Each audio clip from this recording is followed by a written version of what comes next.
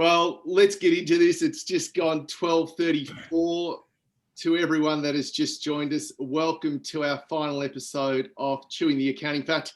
It's been something that we introduced probably about 3 or 4 months ago, Jace. Yeah, absolutely. We thought, how do we? We're used to going to conferences. We're used to doing all these different things. We've probably been hamstrung a little bit in 2020 with the amount of things that we can do, and we can't get to any of the conferences. We can't travel, although some people have started to travel in the last week or so. And Jason and I caught up at a coffee shop. We thought, why don't we just do something a bit different? We spoke about the old days of what we used to do at GPL and getting together for 3-day conferences. And we've obviously missed Xerocon this year as well. And we thought, let's come up with a different show, a different concept.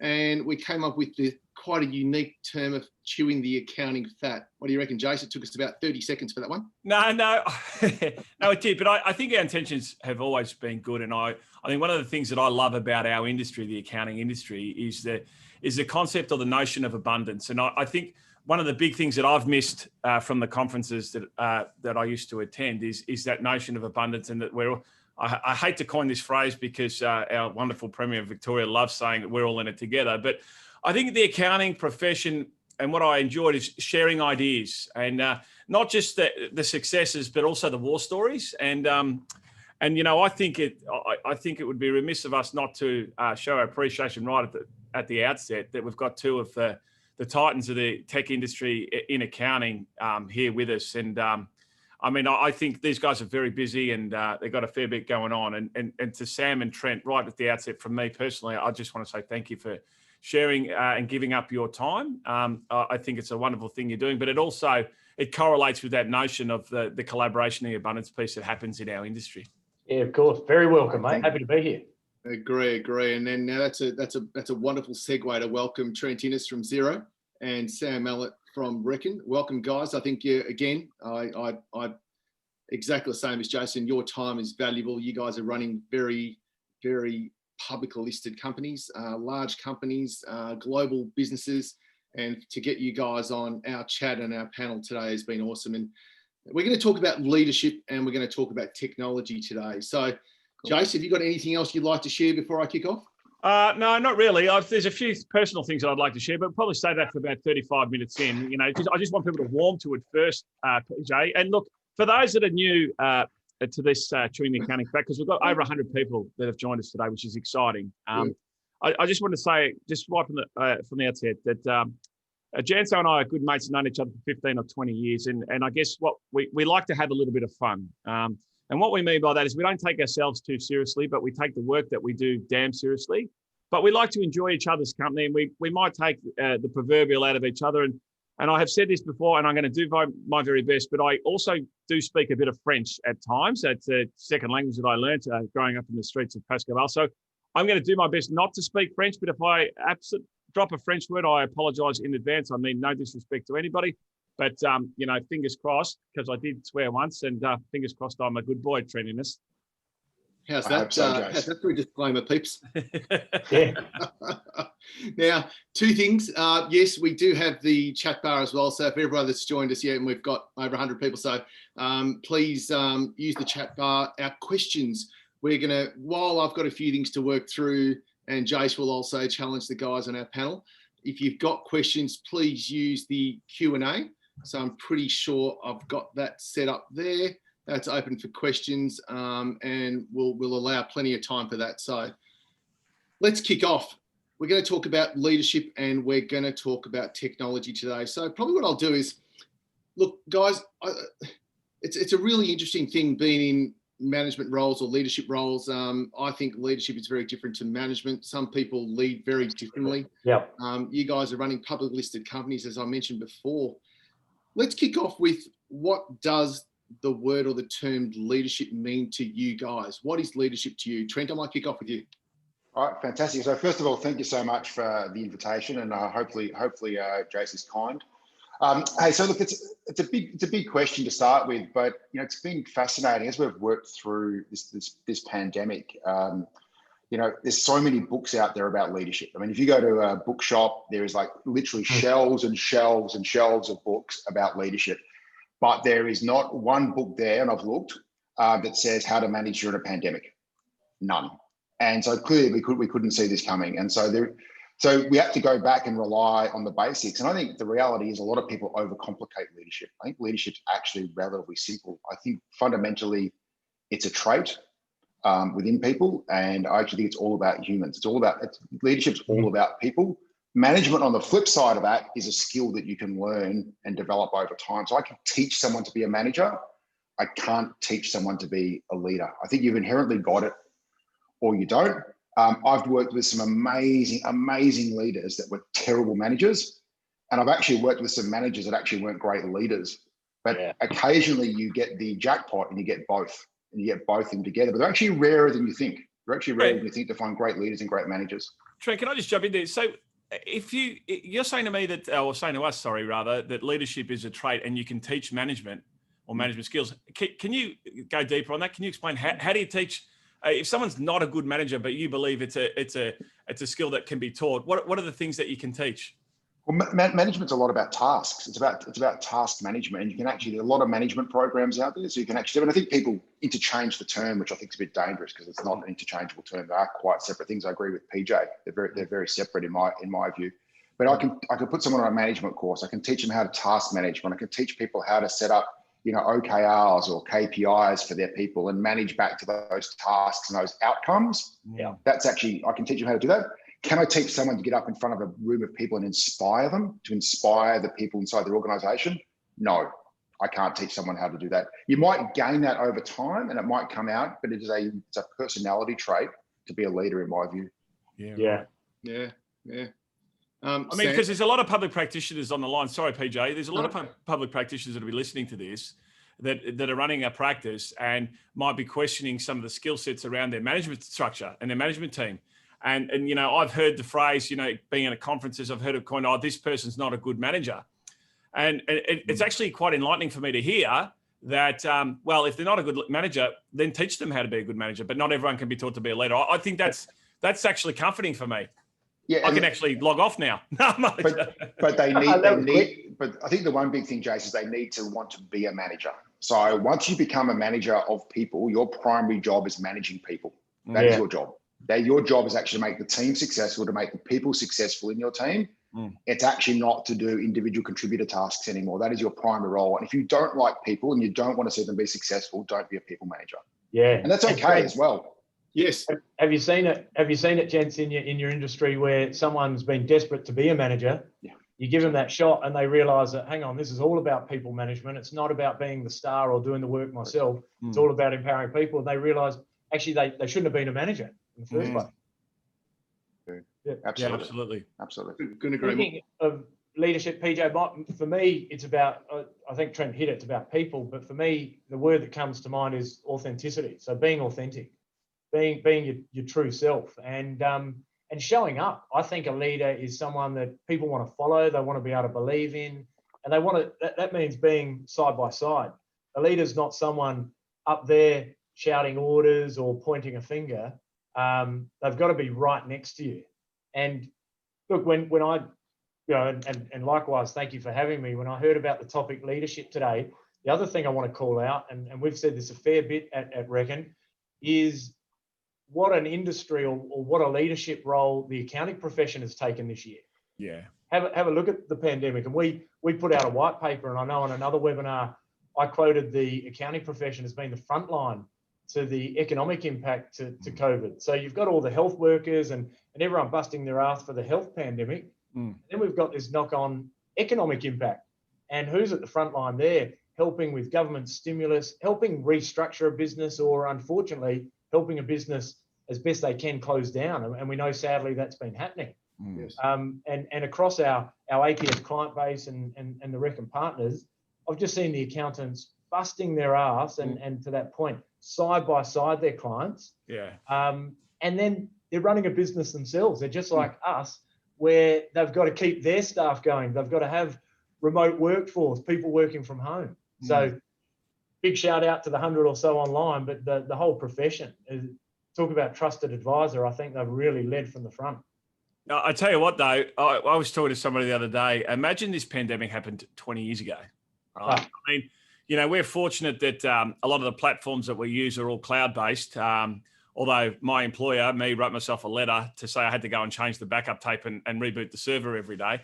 But, you know, imagine this happened back in the days of zip disk, backup disk, and, you know, and it would have been a lot harder. I mean, but you know, the thing about mankind, what I've discovered, I think, Sam, is that we somehow find a way to get by, you know, Yeah.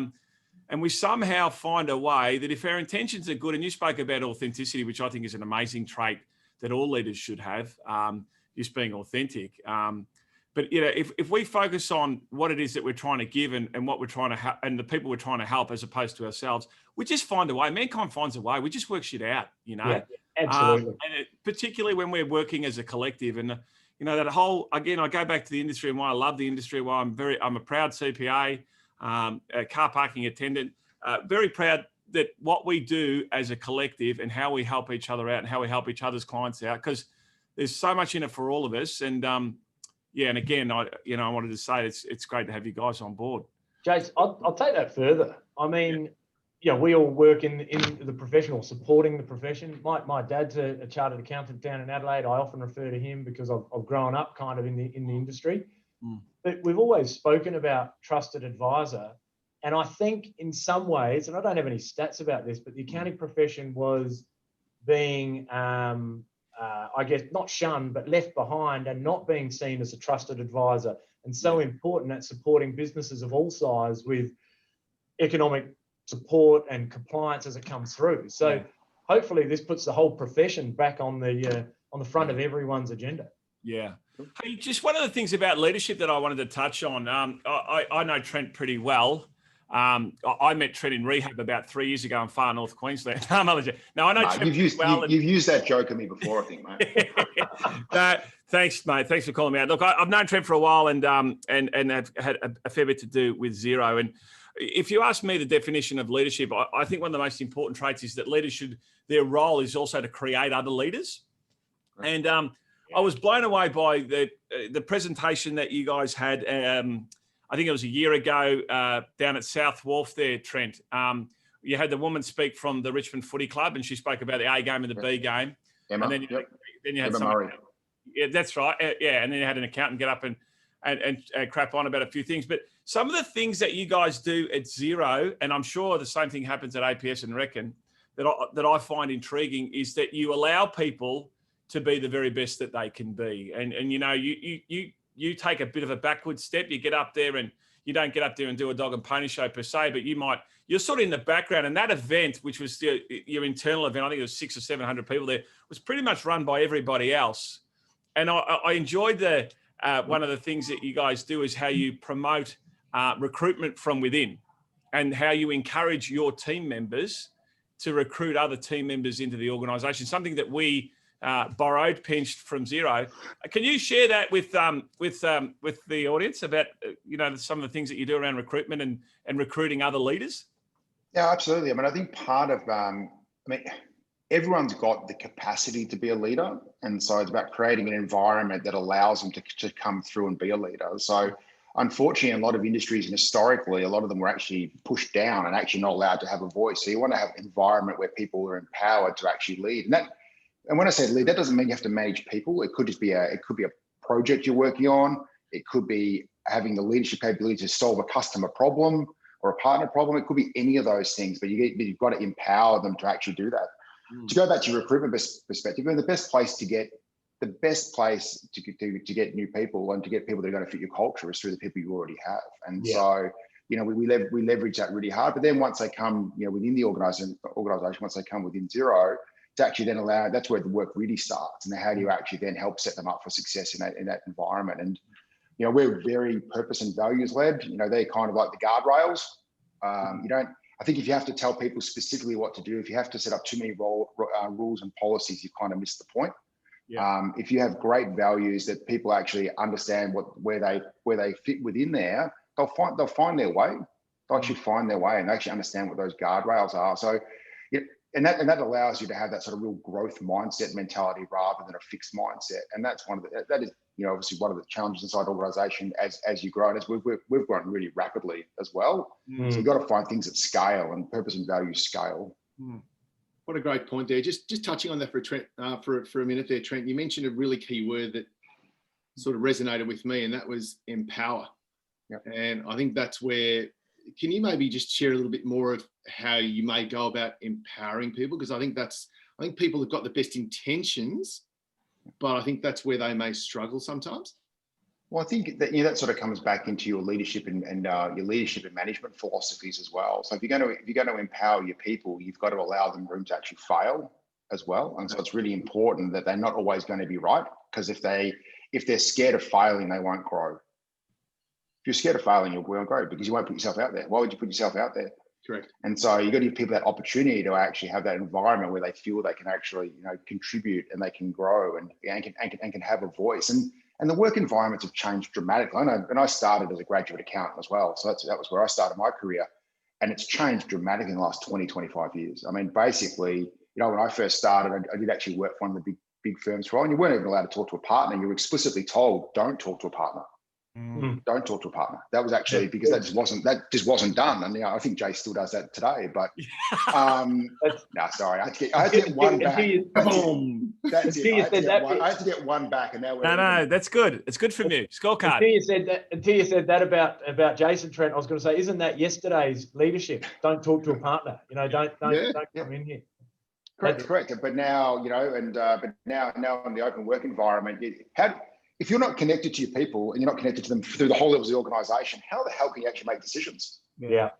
You can't make decisions because you actually don't know really what's going on. Because the more and more senior you get, the more and more stuff gets sugar-coated as it comes to you. Yeah. And eventually, and people don't like telling you bad stuff. Yeah, I've heard that. No one likes to tell the CEO he's got an ugly baby, is the saying. Correct. Yeah. Correct, but you need that open. But the reality is, if you want to continue to do a great job for your customers, your partners, and your people, you have to know that stuff. Yeah. Just on the also recruiting within, I think it shows. We focus on that a lot. I think it shows two things. One, some of the best employees we've got have been referrals from current staff because they come in here, they know they're quality people, they bring them into a place they like. The other metric I've been looking at is how many referrals from staff have we got. Because if you can't get a referral to come and work here from your own team, something's wrong. Yeah, good point. So I think it's two-way. One, I think you attract better people, but if you're not even going out from your current team, I would have a look at that and say, why don't we get any referrals? And that's a big thing that our people and culture are focused on. Yeah. I think when it comes to culture, I think that, again, I'm going to coin that phrase that you used earlier, Sam, around authenticity. And I think one of the most important parts of your culture, it needs to be true to you and who you are. Like I went to the Internal Xero presentation and Xero as a business and as a brand and their culture, it's different to the practice. There's similarities, but there's differences. And the last thing that we need to do is just pinch and do what Xero are doing. It's different to what C2 Capital are doing. It's different to what Reckon are doing. Sure, we've got similarities. We've got people, we've got processes, we've got customers. There's a lot that we've got that are similar, but I think it's being true to who you are. And if you, like I know Simone, who works with you, Trent, her title is Chief Operating Person of Staff. Chief of Staff. Yeah, I mean that's so cool, and that's no Xero, right? Yeah, it's really cool. I mean, do you want to know where that came from, Jace? Yeah. So when she first joined about 3 years ago, I was under a bit of pressure internally to hire let's call it a traditional PA in brackets, and I was reluctant to do it because I kind of felt that I was in control. I didn't need that. I didn't really want that hierarchy or anything. I didn't want to be seen as that, and so I was actually fighting it.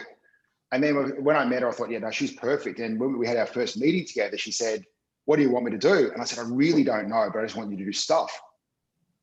And I said, and so really what she is ultimately kind of like one of our cultural barometers. And she compliments me by filling all the gaps around the organization that I'm actually not good at, or is not my core strength, or I don't have attention to the detail of things that she sees. Yeah. And so she makes stuff happen. And so that's actually where the title came from. I think more people should have a chief of stuff. Yeah. It's really cool if you ask me. Bring up a new title, why not? Yeah, why not? Might as well make it. Might as well make it up. I remember I used to live on the Gold Coast, and when they first brought out the Gold Coast Suns out there, and I remember seeing Travis Auld at a presentation. He was talking about that we only employ CEOs, and he called them client. I think it was client excellence officers or something like that. So they've all got the CEO title, and they're all about client excellence because that's what's sort of front of mind. And I know we've been through a lot, sort of number of different chats like this, where if you look after your team, the team will look after the clients will bring the fees in. It's those sorts of things. It's a natural sort of cycle that just takes place. Yeah, the one I do want to pick up on before though, Jace, you mentioned a good thing saying that, after you came to our conference, the way that we go about it at Xero is not going to be the same as Reckon goes about it. It's not going to be the same as the practice goes about it, and so on. But that's actually, that's okay, but that's great, but it's your story. I think it's really important as a business that you have your story, because when you're trying to attract people to your brand, new employees, new clients, it's super important to understand what your story is, and that should be really unique to you, because that's actually what makes you special. Yeah, absolutely, and I couldn't agree more. I'm a big storyteller, and I think that we typically learn from stories. I think the other thing that's important too is the piece around rituals.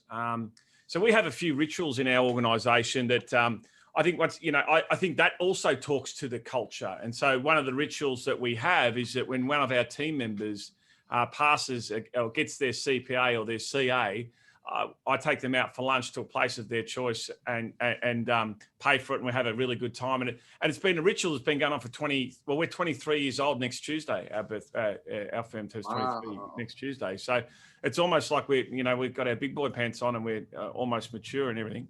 But I think I wrote that down just before Trent mentioned in terms of having your own story. I think that's the key to leadership as well, because I don't think anyone can lead. You can't lead. You can't support a client well. You certainly can't lead a business. You can't lead a team unless you've got 2 feet on the ground and you know exactly who you are, what your values are, what you stand for. And the other thing in me thinking about today was leadership to me is not just a work element. Think about all the hats you wear. Yeah. So yes, I might be a CEO of a public listed company, but first and foremost, I'm a husband, I'm a father, I'm a brother, I'm a mate.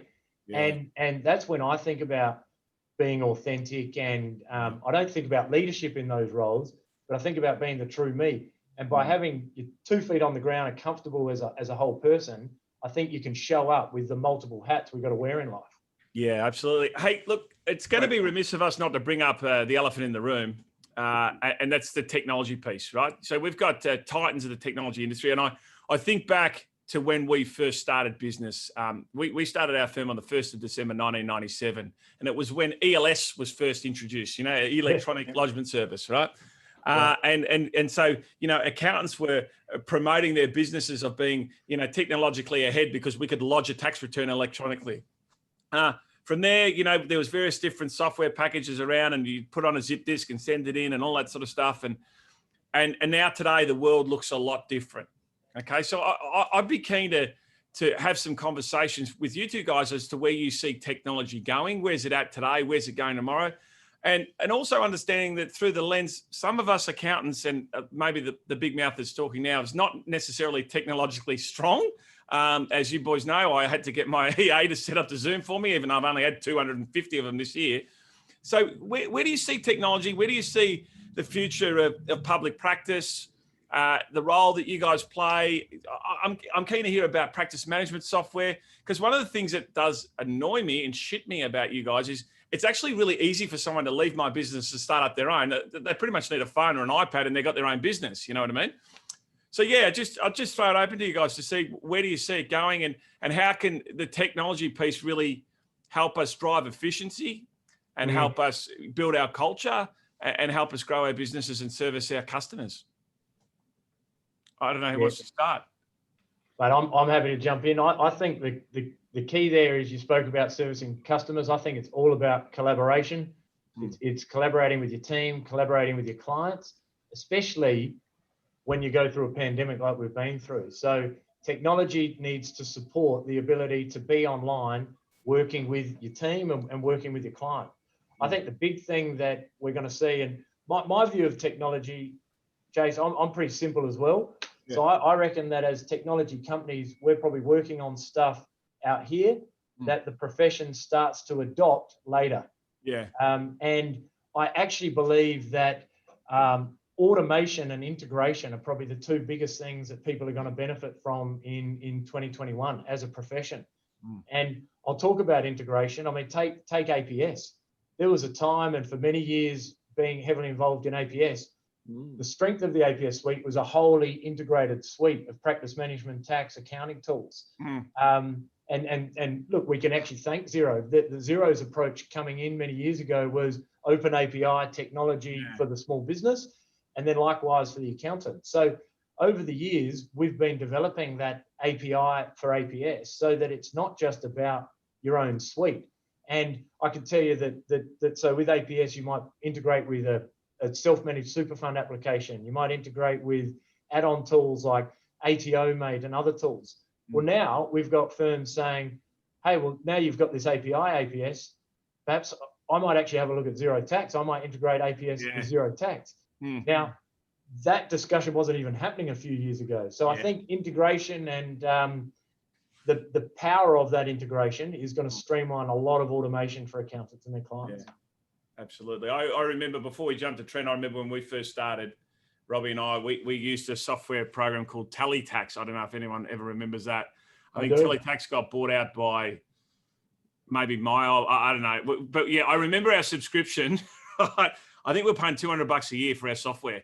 I mean, you know, my brother was doing an IT degree, so he burnt Microsoft Windows for me, and we whacked it onto computers. We had two offices. We drilled a hole in the wall, and we put a cable together, and we were networked. And you know, fast forward today, and the world's a lot different. But yeah, what's your view on it, Trent? Well, mate, I remember Kalamazoo. Do you remember Kalamazoo? So there we go. Now we're going back in time a little bit. I remember the name. I don't remember what it does. It was basically where when I first started, it was all manual. Basically, it was all manual accounting. But people remember that. There's laugh out louds going out there. Hey, look, I think we are in a fascinating stage. I don't talk about technology a lot. I talk about digitization a lot. So I think much more about digitization. The great thing now is if you go back, you know, off camera, we were talking before, Jace, about what this would have been like 20 years ago. Even 10 years ago, there was an expectation on the accounting industry that you had to be accounting experts and technology experts. You actually had to set stuff up. You had to configure a server. You had to install your Windows and on your PCs. Whereas now everything's a service. So you've got services coming down. So the next big wave is actually digitization. And that was already underway. That was already happening. It had been gathering pace for some time. But now I think off the back of the pandemic, that is just going to absolutely get accelerated massively. And we're seeing that play out now. And it's partly to do with the software developers. It's really heavily based off what regulatory change is going through. So government is driving a lot of the digitization change. Give you a quick, something that was, you know, when you have those moments where something clicks for you. I was at a farmer's market a couple of weekends ago. So we went to the farmer's market. There's a big sign right at the front. As you walk into the little farmer's market, you know, you go and buy a bag of apples, or you go to buy a coffee. You know, real traditional farmer's market. People come down from the hills and selling their goods and services. Big sign at the front: we don't take cash. No cash at the farmer's market. And we've been talking about moving to a cashless society now for a long, long time. And it got me thinking, and I went back and looked at my bank statement. I have not taken any cash out of the bank since March. None. No cash. So I have made that transition now to a completely cashless society. What's that got to do with accounting software? Probably not very much. But I think it's a sign. It's a sign of the times that we are actually seeing that rapid adoption of digitization and technology. The things that will impact the accounting industry are some real macro level events that are going on at the moment. Things like consumer data right and open banking, e-invoicing. Everyone knows about STP and single touch payroll. That was the big change last year. But it's all these things now that are really gaining momentum as we continue to move friction out of the economy that surrounds small business and surrounds all of your practices at the moment. That makes it really hard for you to engage with all your key stakeholders, being government, banks, your clients, customers, suppliers. Around the outside of that is this massive friction, and that is disappearing rapidly. And that's the big acceleration we're going to see over the next couple of years. Yeah, it's funny. A friend of mine, Danny Visser, who's a speaker, works for Zurich, I believe, and she talks about the importance of removing friction. And she talks about she's amazing at the customer engagement piece, right? And she says Her big thing is remove any friction, remove any pain points. So as soon as there is a point of pain when a customer goes or a client goes to engage with you, that's an opportunity for them to say no. And she said the trick when you're engaging with a customer is remove the pain point, remove the friction. And I think, Trent, in today's day and age, you know, when we were growing up, you know, we lived in a world of delayed gratification. I'll never forget my folks, and I've told the story many times before, but my folks lost their business, lost their house and all that sort of stuff. And we moved in with my nan and lived at my nan's house for 6 years. But I remember there's this concept of lay-by, where if you couldn't afford it, you'd go to David Jones, you put $10 down a week or whatever, and you pick it up. But now we want it and we buy it now, and we worry about paying for it later. And the world now is instant gratification. If you go to load something up on your phone and it's not there, or hey, we're having a conversation, I just sent you an email, it didn't come through in the first second, you know, we're all getting a bit antsy. And I think that's a big thing too, is that the expectation of the consumer, whether it's the business owner, whether it's the team member, the employee, that whatever, that's that instant gratification. We need to get it straight away. And I think that's what technology has changed our habits and changed our behavior. And so therefore we've just got to roll with it. Yeah, especially for that next generation, Jace. Yeah. The teenagers who are going to come into our workforce soon. But can I just go back to the farmers market comment? So first of all, how good is it just to go to a farmers market? Yeah, now, true. That's a good point. Just a comment on that, first of all, I'd be very happy with a no cash allowed sign. And then the other thing, as you were talking, it made me laugh, because the first time in months, if not longer, that I had to get some cash was my daughter asked, they were raising money at school. So she said, I've got to take in some cash. We didn't have any cash at home at all. And it just shows the different world we're living in.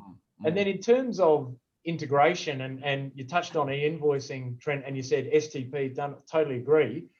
But just to join some dots for everyone online. So we've got single touch payroll. Every time an employee paid in Australia, the government gets that information: salary, tax, super. You've got ATO pre-fill. So any information the government's got, they send that straight back to the tax agent portal or straight into the tax return software. The next two, e-invoicing and open banking. Now, open banking, we've already got a lot of direct feeds, but open banking is going to standardize that process. So we're going to, as a economy, basically, and certainly as an industry, we're going to have access to more bank transaction in a standardized way than we've had before. So all of those things, each time we get more integration and more standardization, it's automating a process for the profession. Yeah. Interesting. Yeah, absolutely. Can I just touch base on going back to the leadership management piece around, you know, a lot of people that are on the line are people like myself, and I guess I'm speaking through a biased lens as a public practitioner. And, you know, one of the big challenges that we've got in our industry at the moment, and I think Trent may have mentioned it, that, you know, our customer does expect us to be more than just the financial custodian of their records, right? And we become sort of like this advisor of choice. And so when they're asking, you know, for us to help them, you know, manage their business, they're asking us for add-ons and these sorts of things. And we do sort of need to know that sort of stuff. But going back to managing our practice and managing our businesses, where do you see the advancement in technology around practice management software and the things that are coming? Because, you know, a lot of the firms that are on the line today, and a lot of the firms are multidisciplinary practices. So they might have accounting, financial planning, lending, they might have a legal arm. And, you know, there's no doubt that, you know, you've got to have your individual software that transacts with the tax office or prepares a statement of advice or goes out to the brokers and those sorts of things. Where do you see the future of, because we've got to run our practice, so we've got to look at our WIP, our debtor days, cash flow, all that sort of stuff. We've got to look at productivity and capacity of our team members, but we've also got to operate like a business and communicate with our customer, and, you know, and market to our customer. Because one of my big pain points around the accounting industry is that we don't engage with our clients that well. The only time we really talk to them is when we send them a bill. You know what I mean? And we probably need to get better at that. So just keen to get your views on that and you know, various different applications and where technology is taking us from a practice management perspective. You know, so why don't I go first? Sam kind of touched on this a little bit before when he mentioned that, you know, historically most practice management solutions were monolithic applications. And that wasn't through any ill will. It was just a basic, that was the technology that was available at that time, that you needed to build server-based technology. You didn't have the ability to plug and play into other applications. So you had to try and build everything, which is a monumental task. That's actually really, really hard. The depth of capability and functionality is not to be underestimated and required to build those monolithic applications. Going forward though, Jay, I think you touched on a really good point. I'm trying to think of a nice way of saying this, but the reality is the accounting industry in the whole is actually, from a technology perspective, not that special. And it's not that I want to say, I'm going to be careful how that would get printed in the media, but what I basically mean by that, if you actually drill it right down, 97% of all accounting practices in Australia have less than 20 employees. And of those, under those 20 employees, it's fundamentally operating like a small business. And so the small business, it's not actually, so somebody just opened my door, so if you heard that in the background. So it's fundamentally a small business in its own right. And so you are managing clients, you're managing specialized workflows, which need to be done. So things like, tax lodgement needs to be specialized, work papers is quite specialized, but most of the other stuff you do is actually fundamentally pretty standard. So you're managing relationships with customers, as an example. So you can use a standardized customer relationship management system to do things like that for you. Even sending out bills is quite a standard workflow. You don't have to have a specialized one just built for the accounting industry to do that. And now you've got that ability to pick and mix almost amongst technology providers that's best suited to your type of practice. So if you have a multidisciplinary approach, then you'd actually select the things that make sense for those particular disciplines that you operate in, compared to buying something and trying to make your practice fit to the software rather than having the software deliver what you need to deliver. And so I think that's the big fundamental shift that we're seeing. And technology has allowed that, because open APIs allowed that. And there'll be someone out there solving a problem for you. One of the great things about being a small practice or a small business at the moment is that there's so much choice out there at the moment. And there's so many people out there solving your unique problems that I would argue right now that small practices and small business have better access to technology than big business and big practices do. And you can actually implement it quicker as well and actually appear to be big, if that makes sense. Yeah, absolutely. Well said. Sam, anything you'd like to add to that, mate? I think the only other thing I'd say is, for practice management, we've got to be careful not to create an environment where any business, the accounting profession, has to choose multiple different apps to bring it together to get their perfect solution. So whilst I agree with Trent that the way we've all done it in the past, monolithic, everything in there, that's gone. You've got to have APIs, you've got to have choice, you've got to have flexibility, the ability to integrate with other systems. But practice management, I mean, Jace, our whole focus at APS is multidisciplinary accounting practices. That's all we work with, really. Yeah. And there is complexity to that.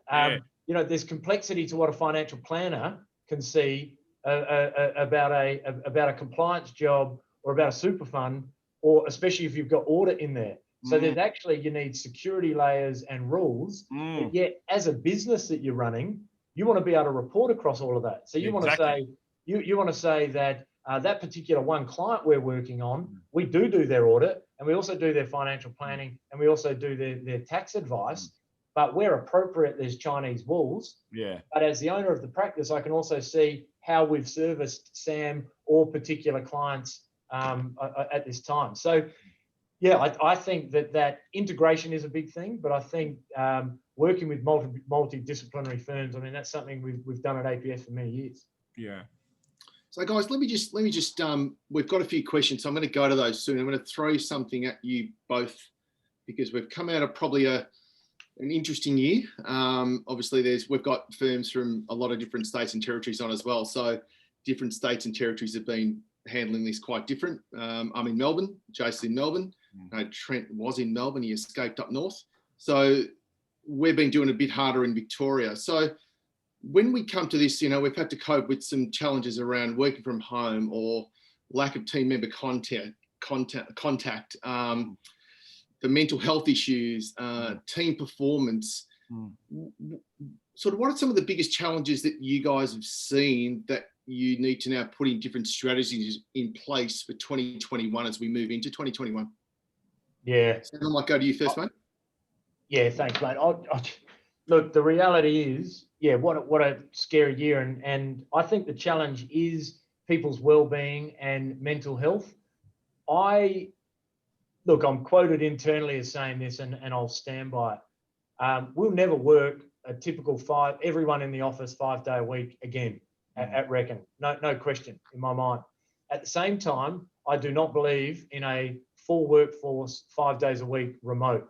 I don't think that's right. I don't think getting up and sitting at your home, even if you've got a home office, all day, every day, is the right thing for mental health, collaboration, meeting people. And so that's been our biggest challenge, PJ. And I'll tell you, probably my toughest days this year were right at the start. I actually remember I was down in Melbourne. I was literally on stage at a conference with about 150 people. I flew back that night. We were running a conference in 10 days. We were then talking urgently about cancelling it. It was just before the Melbourne Grand Prix. We cancelled our conference. We got a bit of flack. People said, well, the Grand Prix is still running. Yeah. Next thing, the Grand Prix was cancelled. And then 24 hours later, we were getting all staff remote, work from home for an indefinite period. Yeah. I remember sleepless nights and actually breaking out in sweat in meetings, just thinking how we're going to do this. And then what I will say is this is what we've noticed. Immediately, and I was so thrilled with the Reckon culture, and the way the team stood up was outstanding. And immediately, everyone jumped online. There was these new channels created about fitness at home, homeschooling children, cooking, and the whole team collaborated. I think we had more people to our Teams or Zoom Friday afternoon drinks than we did when we had them in the office. But as we've gone on 6 months, we are starting to see that slow down.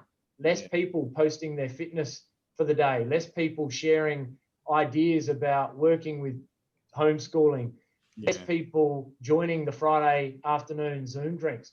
I think people talk about Zoom fatigue or Teams fatigue. So what we're starting to do is, I think as a society, right, worldwide, people are starting to get a bit insular and a bit, well, I don't have to join that because I can just go back to my room or go back to my own kitchen. And that's not for me. So I think the summary of that is our biggest challenge is people's mental well-being. I think it would be very easy to battle in the dark without people seeing something today. Yeah. Mate, it's a really good point. It's funny. I remember as well the moment. So I look after our Asia business as well, and things have been pretty bad up there before it really hit Australia. And so we'd had our offices in Singapore and Hong Kong shut pretty much since the end of January. But at that stage, it hadn't really found its way here at scale. And I remember being on a plane. I'd actually presented at a conference on a weekend, and it was March 14th. And I was sort of thinking, oh, maybe this is that serious. I need to start thinking about it. I got on the plane and there was 2 people sitting there in hazmat suits on the plane. Wow. And I suddenly went, I remember sending a photo to my wife, one of those sneaky photos where you take it over your shoulder. But I was actually quite serious. I sent it to my wife and I sent it to my head of PX and I said, this is getting serious. Yeah. Yeah. And it was that moment, it was that sinking feeling where I went, yeah, we know. Yeah. So you were sort of hoping it was book club week and they were getting dressed up to go to school, but then you realised this is actually serious. No, they weren't. They're actually quite serious, and so we ended up shutting our office on the 18th. So five days later, the office was shut. And not unlike you, Sam. I mean, we've always had the capacity to work from home. We've always empowered our people to work from home and manage their work-life balance. When you tell them they have to work from home, ironically, their work-life balance went out the window. Yeah. And so what working from home or remote working was designed to do originally to give you a better balance in your world got taken away from them. And that was the biggest impact we actually think we saw on mental well-being, because it's, hats off to teachers. Whatever they get paid, it's not enough. Homeschooling is super hard, and and putting that within your confines of what you're trying to do as well. I've got one child in uni, I've got one in high school, and I've got one in primary school. And so they all have very different needs at different times. But then I could see that the look on our workforce through that was the biggest pain point, is trying to juggle, I think, their worlds, because their worlds have got merged. Yeah, so that was the biggest impact. I couldn't agree more. I mean, we have twins that have just finished year 12. One of the boys finished last year. Congratulations. Yeah, thanks. That's a big accomplishment, that one. Yeah, it is. And so and our youngest bloke's in year 7, and I guess when they were learning from home, they're pretty I mean, the 18-year-old, the twins are self-sufficient, no problems, and the young bloke 13, for the most part, he was fine. But we got guys, the senior managers at work that have got 2 kids in primary school, trying to run a portfolio of clients, lead a team, and help their kids turn their laptops on and stuff. I think in our world, in the little world that is the practice, there's about 50 of us here in Melbourne. That I think was the biggest challenge. Is for and people even preschool, and I think we're quite good at this stuff. I mean, from a technology perspective, we use this technology all the time. But I really felt sorry for some of the teachers. I was listening to some of the classes in the background from my son in grade 5, and geez, I felt for the teacher. They were really, making it pretty tough for him by, moving kids around, making kids upside down on the screen. Yeah. So that was a pretty tough period of time, I think, for them. We listened to, my wife and I listened to one of my son's classes, and you're right, Trent. I think there was 30 minutes of a 50-minute lesson was about ensuring all of the kids were online in the appropriate box. And you just, you feel for teachers. I'm with you. Teachers underpaid. Like they do an amazing job. I think we've all learnt that with homeschooling this year. Absolutely. So what does the future hold? We're slowly coming back to the office where it's appropriate and where government regulations allow us to do it. I think probably the thing I miss most from a work perspective is I don't have a desk. I choose not to have a desk. I don't have an office. So I spend a lot of time, because we've got offices. We've got a number of offices in Melbourne, plus across the rest of Australia. So I work in common areas. The thing I've missed the most is not the structured conversations; it's the unstructured conversations. Yeah. It's the feeling of the mood of the environment that you're in. And so hearing people, and it might sound a bit creepy, I'm listening to people's conversations in the background. That's not what I meant. There's a mood. In the morning, I get in quite early, and as people come in and make their coffee, or they put their lunch in the fridge, and you have that really quick 15-second conversation with them, and you get a real pulse on what's happening in your business. That's the really important stuff. Yeah. And that's had to become really structured this year.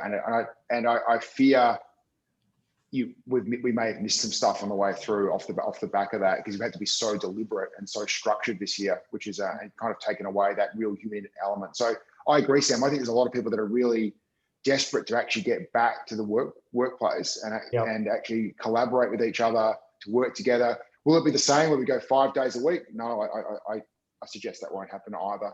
Not for the next period of time, but I think people want that collaboration though. And Trent, that's a great point. I think when I was younger, I know I'd learned something from one of the directors that I was working for at the time, and he called it leadership and management by walking around. So exactly what you just stated then in terms of, I don't have a desk, I don't have an office. So what do? You actually go and find out what your team members are doing and listening into, maybe looking at what's on the screen, maybe just sharing, seeing how they're answering a phone call. Invaluable. Just saying, or just even if you do hear something and you're saying, just saying, hey, that was awesome, well done, and walking on. And sometimes to us that may not sound like it means that much, but it can mean a lot to the 100%. Individual. Absolutely. And it's very hard to do that in a structured virtual world. Yeah. It's not impossible. It's just harder. Yeah, and I mean, if you're walking past their desk in lockdown, that's called stalking, Trent. PJ, I don't know if you've got the exact stats, but I remember in some of the courses I've done about communication, I mean, I think, isn't it 70% body language and then 20% tone, and then it's 20% the words. And so Trent said the key thing there, the feel. So you're sitting there and people come in the morning. When it's physical, you can actually feel it. You can feel the energy, like something's wrong here, or wow, the team's up. We're pumped about that new release. We lose that with an online virtual world. So true. So just one of the questions, I'm just going to capture a few of these questions as we're sitting at 1.3. And that was sort of one of the questions was, guys, is there a lesson that you would take from this year to change going into next year? There was one, what would it be? The big one for me is never ever take the basic stuff for granted ever again. The ability to go and have a coffee with your loved one, or to go and have a beer with a mate, or to watch your kid play sport. The stuff you squeeze in, quite often you squeeze it in between stuff. I've missed that stuff immensely this year. Just the simple stuff. I think if anything, I think if to take something away from this, I think we've overcomplicated our lives up to this time. This is actually really highlighted what goes on. Yeah, and hopefully, listening to Sam as well. Hopefully, Carlton will make the finals as well. We'll get Jace to look out the window and see if they're training at the moment. Hopefully, they are. I tell you what, this morning I went and grabbed a coffee downstairs, and they had the whole exec there. So the board was there because they've closed the coffee shop at Carlton. So I put my phone on record and just left it under there, and I'm just sending that straight off to Xavier Campbell next week for the Bombers. Be okay. We'll be okay. Sam, do you have anything there, mate, that you would? I did some. I had a coach and some personal development work years ago. That basically the thing I took away from that was just be the best you, because you can't deal with some things coming in and influencing your environment and your world. It hasn't COVID shown that, and so kind of being prepared for the unexpected. Like you can't turn up and go, I'm going to have an amazing day today, nothing's going to get in my way, and you also can't turn up and go, everything's going to go to shit. But being prepared, and it's the other thing is we did I think this is a really important point. We did a paper on the power of resilience and the importance of resilience in small businesses and business owners. The best thing out of that, and we don't have time to go into it in detail, the best thing out of it is resilience is a skill, and you can build a skill, much like we were talking about, you can teach a manager, you can learn resilience, and it was from really basic things. It was self-care, it was exercise, it was having goals, it was getting your sleep. So it's stuff that we all hear about. And if you do that first, then you can deal with the unexpected and the crises that do come about. Can I jump on that, Sam? I just want to share something with you. Yesterday, I completed a meditation course. And you know, when the universe tells you something and she speaks to you 4 or 5 times, and you know, us boys, we take a little bit of time to learn a lesson. And for 4 or 5 people that I really respect had told me, Jace, the next step is meditation. It's meditation. Yep. And I mean, you guys know me pretty well. I got ants in my pants. I'm all over the place and I can't sit still. And I thought I could never do this, right? So I did this. I just finished this meditation course, and you talk about resilience, Sam. So this meditation teacher spoke about change is a constant. Pressure and stress is a constant. It's how you react and how you deal with that yourself. And the only thing that you can control is your own reaction to stress, or your own reaction to change. And sometimes we get caught up in the past, or we get caught up in the future. So with the anxiety in the future or depression in the past. But the only thing that's freaking real is the now, is the present. So I've been practicing this meditation. I've got to tell you, and it might sound a little bit, on the clouds and all that sort of stuff, or I've dropped an acid or whatever, but I'm telling you, you learn the art of breathing and saying a mantra. And I now meditate 3 times a day. And you actually, when you're in full meditation, you've got more rest than when you're sleeping. It's changed my whole outlook on everything. I tell you right now, I can see the whole world a lot clearer. And it's just my gift to you. Personally, I don't believe that you're meditating, because I don't think you can stay still for that long. Now, 20 minutes, Janso. And I use a form of, it's a downer. I'll just take a tablet and then go to sleep. Yeah, exactly.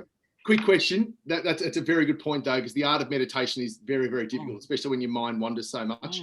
There's a question here how will blockchain technology change the way we do accounting in the future? Anyone got a comment on that? You go, Trent. Yeah, it's hard to know. I think it's, I mean, at the end of the day, blockchain's a distributed ledger, so it actually lends itself quite well to accounting. I think a lot of it, though, is going to come down to, we're sort of on the journey towards much more pure information and much more. So I think a lot about accounting is accounting at the moment is taking data in different formats and then processing it, turning it into slightly different data to actually reach some outcomes.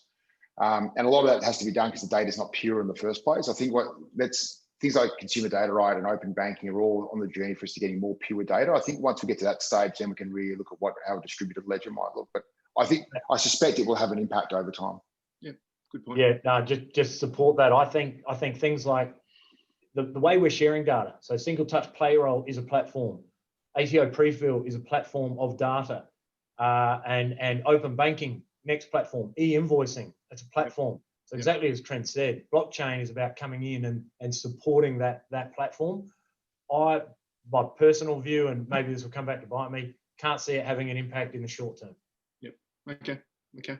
Now, guys, if anyone online, there's still got a lot of people online. If you've got questions you'd like to ask directly to Trent or Sam or Jason, please do so. I've just got a comment there, Sam. If you've got the links available to some of the white papers that you've spoken about, there's a few comments there. If you don't mind sending them through to me and I'll send them out to everybody, that'd be awesome. Yep. Which is good. Let me else have a check of something else. Trent, while Janso's going through the questions, just a question I have for you is around, Sure. I mean, we take the piss out of each other a bit and known each other for a while, but what work do you do on your own leadership? Do you have a mentor or a coach? Do you read? Do you listen to audio books? What are some of the things that you look at, and how do you source feedback from your team? Because I know, your business and the way they behave is very much like an elite sporting club where you actually welcome the feedback. Can you just share with us some of the things that you're doing? And then I might turn to Sam and see some of the things that he's doing, just so that we might be able to pinch some ideas or borrow them. Absolutely. So no, I do have an external coach. Mhm. So I have an external coach today. Helps you from a completely different industry. Yep. So a completely different industry. And so we're focusing much more on the how I go about things and developing my how skills rather than my what skills. So I'm not utilizing that person to help me about how to run a technology company, how to run an accounting software company. I'm utilizing them about how I go about things.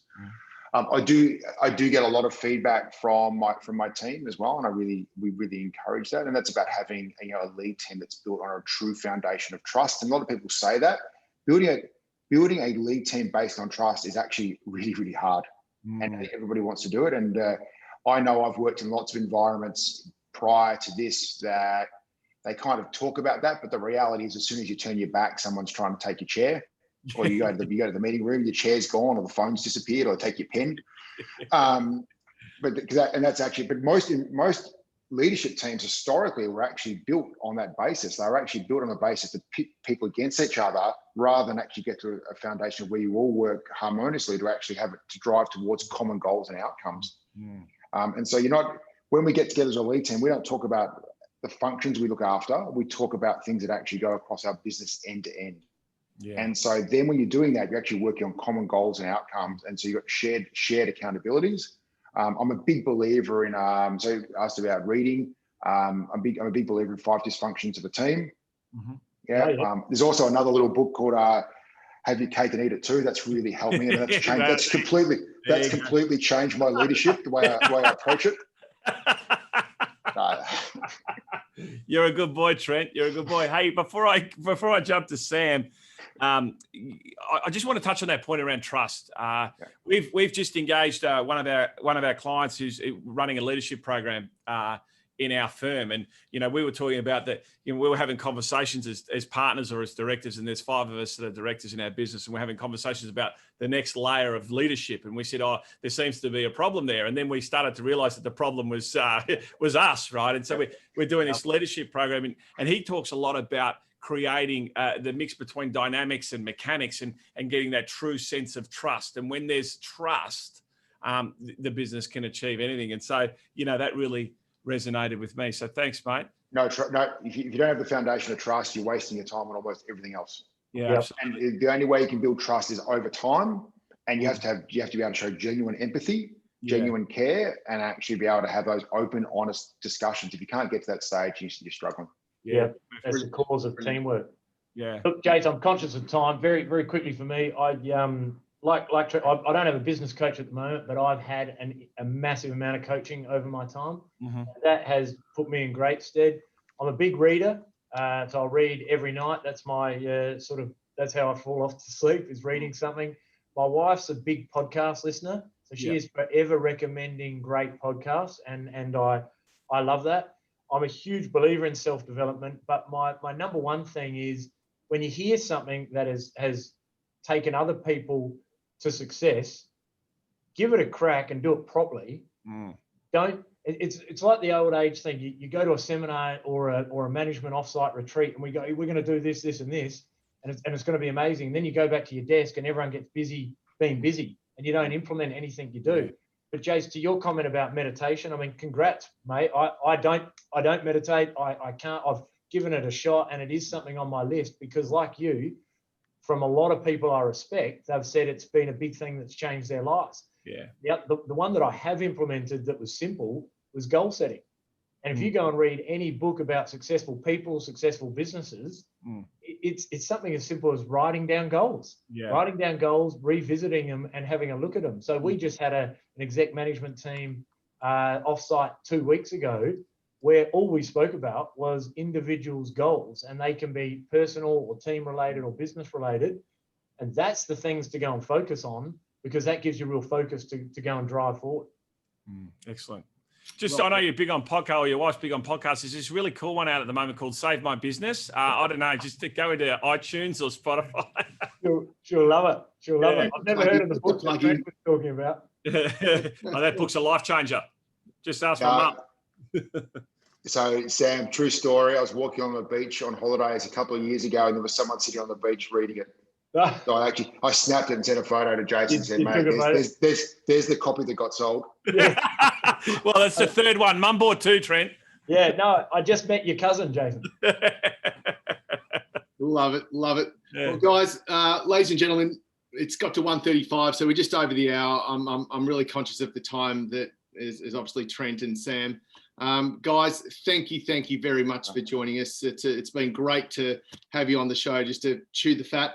As Jason and I continue to talk about some of the stuff you've obviously shared, that people can take away, the things that you guys are doing that people can take away. This is recorded, so we're going to put it on the website as well. So if people want to share it with other people, we encourage you to do that. Some of the stuff that's been going on in the chat bar has been awesome. So thank you to everyone that's given us some chats and some questions, and hope that we've covered as much as we can. Just one closing thing before we shut up shop. We have our last virtual lunch. So under the professional partner, C2 Capital, we have our last virtual lunch for the year next Friday. You guys will all receive an invitation. I have got a chat with the one and only Mr. Rob Nixon. Oh, we love him, Nico. The best thing about Nico, white hair, white teeth, white shoes. He's outstanding. He's Gold Coast finest. I love him. He's a good man, Rob Nixon. He is, and he's got a lot of valuable things again to share with all of you as practitioners. So next Friday, that one's at 12 p.m. So you'll get an invite to that. But to Trent, to Sam, to Jason, I was going to about to call you Jace, but I'll call you Jason. We'll keep it formal. Okay, Paul. Or sometimes I call you cunners, and people take that the wrong way. So, Yeah. But to everyone else, thanks for joining us, guys. It's good to see there's another blue boy here. I think we'll have a good year. And Yeah, I hope so. exactly next year. And thanks again to all of you guys. Have a wonderful weekend, and we look forward to seeing you next Friday if you're around. Thanks, Sam. Thanks, Thanks, Trent. Thanks, Jason. Pleasure. Thanks, Everyone. Dan. Bye. Cheers. PJ. Cheers. See you guys. Thanks very much.